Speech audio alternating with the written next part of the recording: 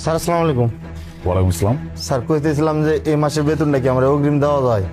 আসলে আমার বউটা প্রেগনেন্ট, 9 মাস চলতেছে, ওর তো ডেলিভারি হইব, আর সাথে যদি একটু ছুটি দিতেন কয়দিনের। আপন, তোকে অনেকবার বলছি, আবারও বলতেছি, এটা একটা অফিস, আর অফিসের কিছু রুলস অ্যান্ড রেগুলেশন থাকে, সেগুলো সবারই মানতে হয়। আমার অফিসের প্রত্যেকটা স্টাফের বেতন প্রতি মাসের 10 তারিখে হয়, সেটার আগেও না পরেও না, তোরও তাই হবে। এসে আমাকে বললেই হয়ে যাবে না যে আমার ওয়াইফ প্রেগন্যান্ট, তার চিকিৎসার জন্য আমার টাকা লাগবে, স্যার আমাকে অ্যাডভান্স দেন। নো।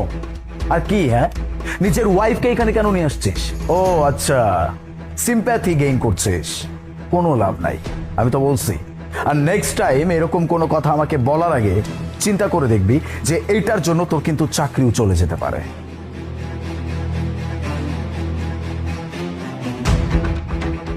আসসালামু আলাইকুম ম্যাডাম। কি ব্যাপার আপন, তোমার না আজকে গ্রামে যাওয়ার কথা, তুমি এখানে কি করতেছো? আর তোমার ওয়াইফ এখানে কেন এই অবস্থায়? ম্যাডাম, স্যারে কইলাম এ মাসের বেতনটা যদি একটু অগ্রিম দিতেন আর একটু ছুটি দিতেন। স্যার তো বেতন তো দিলই না, লগে ছুটিও দেয় না। কি বলতেছো? আর তোমার ওয়াইফকে কেন এখানে নিয়ে আসছো? তোমার ওয়াইফকে দেখতে পাচ্ছ ওর কি অবস্থা? হ্যাঁ, ওর যে কোনো সময় ডেলিভারি হয়ে যেতে পারে, ওর তো এখন বাসায় থাকার কথা বা হসপিটালে থাকার কথা, রেস্টে থাকার কথা, আর তুমি ওকে এখানে নিয়ে আসছো।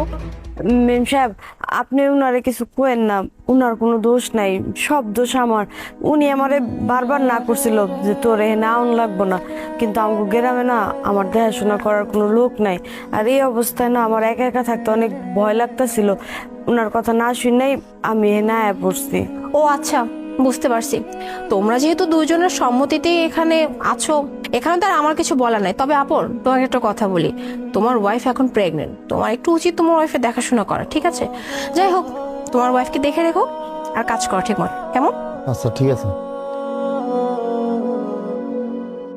তোর আমি কইছিলাম তুই এখানে আয়োস না, দেখ কত মানুষ কত কথা কইতাছে।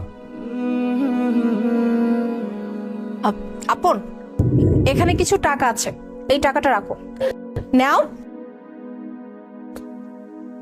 কিন্তু ম্যাম, এতগুলো টাকা আপনি দিলেন?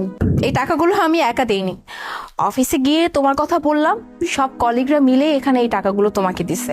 আসলে তুমি আমাদের জন্য এত কিছু করো, আমাদের পাহারা দাও, আমাদের কখন কি লাগবে না লাগবে সব কিছু খেয়াল রাখো, অথচ তোমার এই সময় যদি আমরা তোমার পাশে না দাঁড়াই তাহলে কেমন হলো বলো? তাই যখন অফিসে গিয়ে তোমার আর তোমার ওয়াইফের কথা বললাম, তখন সবাই মিলে যে যতটুকু পারছে ততটুকু সাহায্য করছে।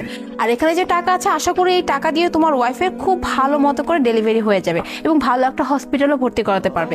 তাই এখন বলছি, চুপচাপ এই টাকাটা নিয়ে তোমার ওয়াইফকে নিয়ে এখান থেকে যাও, গিয়ে ওকে ভালো একটা হসপিটাল